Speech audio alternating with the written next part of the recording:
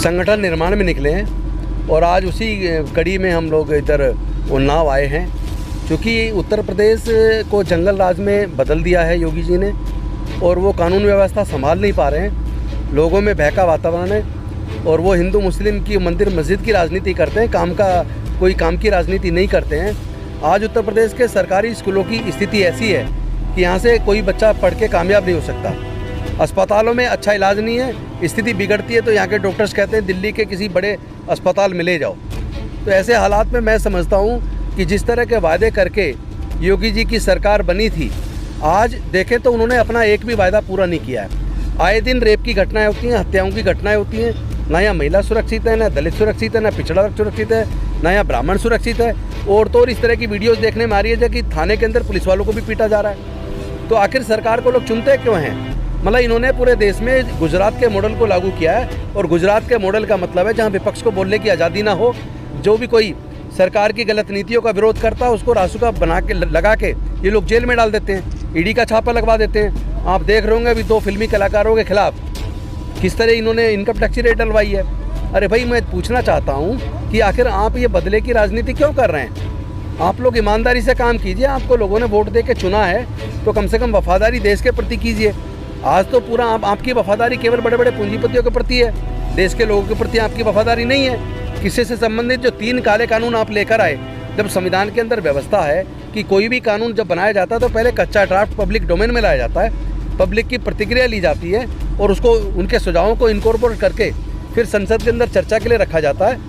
और चर्चा के बाद अगर मत विभाजन चाहता है विपक्ष तो मत विभाजन कराया जाता है, प्रस्ताव पास होता है तो राष्ट्रपति की स्वीकृति के लिए भेजा जाता है, फिर नोटिफिकेशन होता है। लेकिन ये जो 3 कृषि से संबंधित काले कानून आए, इनको पब्लिक डोमेन में नहीं डाला गया, किसानों की राय नहीं ली गई, तो आखिर ये बनाए किसके लिए गए थे?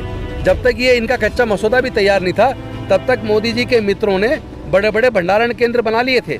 इसका मतलब ये हुआ कि बड़े बड़े पूंजीपतियों के वकीलों ने ये इन बिलों को ड्राफ्ट किया है और केंद्र की सरकार बड़े पूंजीपतियों को फ़ायदा पहुंचाने के लिए उनके इशारे पे काम कर रही है।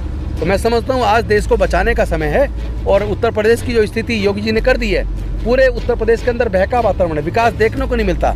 आप गाँव में जाके देखिए, कोई विकास नहीं है, स्कूल अस्पताल बिल्कुल दयनीय है। तो आज आम आदमी पार्टी के काम के मॉडल की ज़रूरत है, गुजरात मॉडल की ज़रूरत नहीं है।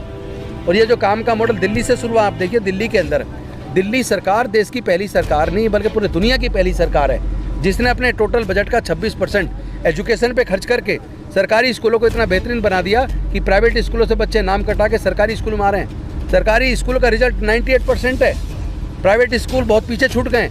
तो जिस तरह सरकारी खर्चे पर दिल्ली के बच्चों को क्वालिटी एजुकेशन मिल रही है, जिस तरह सरकारी खर्चे पर दिल्ली के लोगों को मुफ्त में इलाज, मुफ्त में दवाइयाँ, मुफ्त में सारे टेस्ट, सब कुछ सरकारी खर्चे पे मिल रहा है, तो मैं समझता हूँ उत्तर प्रदेश के लोगों को भी क्वालिटी एजुकेशन का हक है, क्वालिटी हेल्थ सर्विस का हक है, सिक्योरिटी का हक है, बहनों की सुरक्षा का हक है, रोजगार का हक है। तो वो सारे काम ये जो बीजेपी की सरकार है कभी नहीं करेगी, क्योंकि इनको पता है इनको तो वोट धर्म के और जाति के नाम पे मिल जाता है। लेकिन आज उत्तर प्रदेश के लोग जागरूक हो गए, अब वो जाति धर्म पे, मंदिर मस्जिद पे वोट नहीं करेंगे, लोग काम की राजनीति को वोट करेंगे। इसलिए 2022 में हम आश्वस्त हैं, उत्तर प्रदेश के अंदर आम आदमी पार्टी की सरकार बनेगी।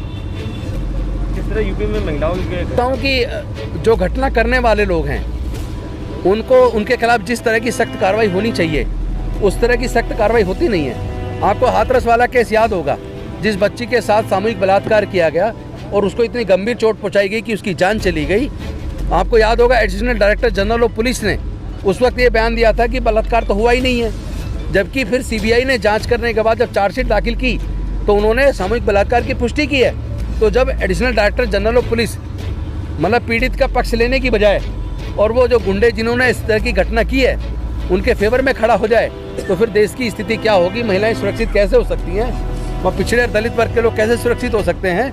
और थाने में पीटने वाले, पुलिस को पीटने वाले लोगों के खिलाफ सख्त कार्रवाई नहीं होती। पुलिस का भी मनोबल गिरा हुआ है और ये सिर्फ और सिर्फ यहाँ की योगी जी की सरकार की वजह से है।